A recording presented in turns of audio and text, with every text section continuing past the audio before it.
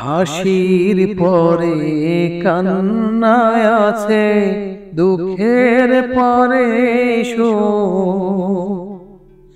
আধার রাতের শেষে যেমন দেখি আলোর মুখ, জন্ম নিলে সবার তরে আছে রে মরণ। ভাঙা গড়া এই জীবনে আসে সর্বক্ষণ, চলে যায় যদি কেউ বাঁধন ছিঁড়ে, কাঁদিস কেন মন? ভাঙা গড়া এই জীবনে আসে সর্বক্ষণ, চলে যায় যদি কেউ। এই গানটি কে গেয়েছেন আপনারা হয়তো আন্দাজ করতে পেরেছেন। আর আমি প্রফেশনাল শিল্পীও না যে তার মতো গান গাইব। আসলে এই গানটি গাওয়ার উদ্দেশ্য একটি, আজ এই কিংবদন্তি কণ্ঠশিল্পী আজীবন সম্মাননা পেলেন মেরিল প্রথম আলো থেকে। আর এই কিংবদন্তিকে আজীবন সম্মাননা দেওয়ার কারণে মেরিল প্রথম আলো এবং তার কলাকুশলীকে ডেইলি কুষ্টিয়ার আলোর পক্ষ থেকে আন্তরিক অভিনন্দন ও ভালোবাসা। আসলে এই গুণী শিল্পী বাংলাদেশের জন্য অনেক কিছু অবদান দিয়ে গেছে, তার অবদান ভোলার মতো নয়। আসলে তিনি যা করেছেন এটা আসলে খাতা কলম পেন্সিল দিয়ে লিখলেও শেষ হবে না। তো হ্যাঁ ভিউয়ার্স, আজকে আপনাদের সামনে শেয়ার করব এই গুণী ব্যক্তির এটা পাওয়ার মাধ্যমে তার কিছু অর্জন, কি কারণে তিনি এগুলো পেলেন, সেই বিষয়ের উপর কিছু তথ্য এখন আপনাদের সামনে শেয়ার করব।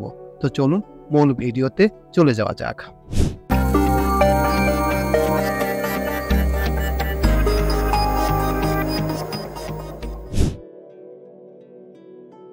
মেরিল প্রথম আলো আজীবন সম্মাননা পেলেন সৈয়দ আব্দুল হাদী।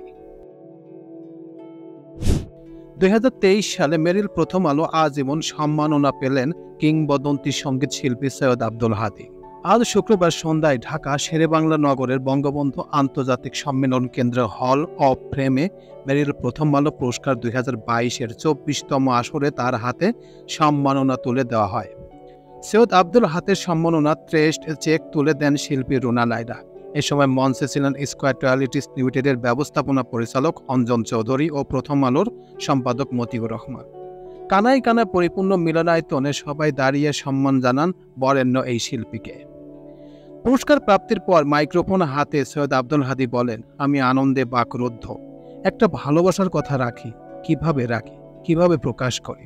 যে সম্মানের সঙ্গে ভালোবাসা নেই, অথবা যে ভালোবাসার সঙ্গে সম্মান নেই, আমি তার কোনোটাই আমার আগ্রহে নেই। মেরিল প্রথম আলোর পুরস্কার দুটোই দেওয়া হয়েছে। আমি সন্দেহ চিত্রে সবিনয়ে এই সম্মান গ্রহণ করেছি।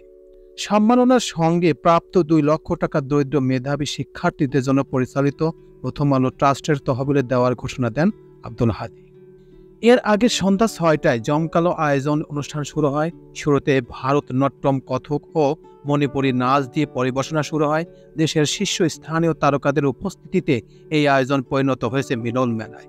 হাজির হয়েছে নবীন প্রবীণ খ্যাতিমান সব তারকা। অনুষ্ঠানে নবীন প্রজন্মের 4 শিল্পী রাজীব, সাব্বির, অপু আমান ও কিশোর সোনান সৈয়দ আব্দুল হাদীর গাওয়া গানে অংশবিশেষ। 83 বছর বয়সী হাদী 5 দশকের বেশি সময় ধরে সঙ্গীতে সাধনা করেছেন। একবার যদি কেউ ভালোবাসত, চলে যায় যদি কেউ বাঁধন ছিঁড়ে, এমনও তো প্রেম হয় যেও না সাথী, আমি তোমারই প্রেম ভিখারি, চোখের নজর এমনই কইরা, সূর্যোদয়ে তুমি, সূর্য আসতে তুমি, যে মাটির বুকে ঘুমিয়ে আসে, তেল গেলে পোড়াইয়া, আউল বাউল লালনের দেশ, মনে প্রেমে বাত্তির জলে, আছেন আমার মুক্তার, আছেন আমার ব্যারিস্টার, এর মতো বহু জনপ্রিয় গানে প্রাণ দিয়েছেন এই হাদী।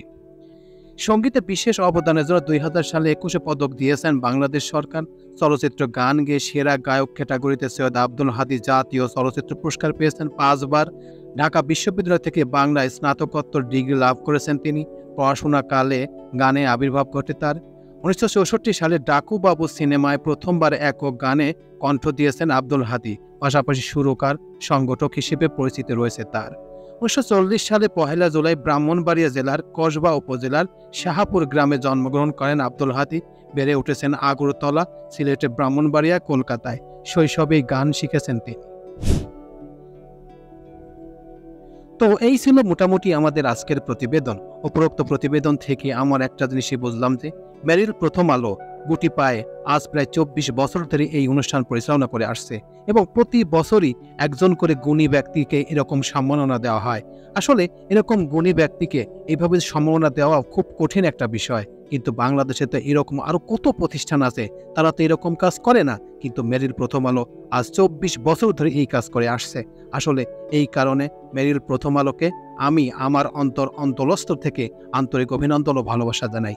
এরকম গুণী ব্যক্তিদের যেন যতদিন মেরিল প্রথম আলো আছে ততদিন যেন এরকম সম্মাননা দিয়ে আসেন।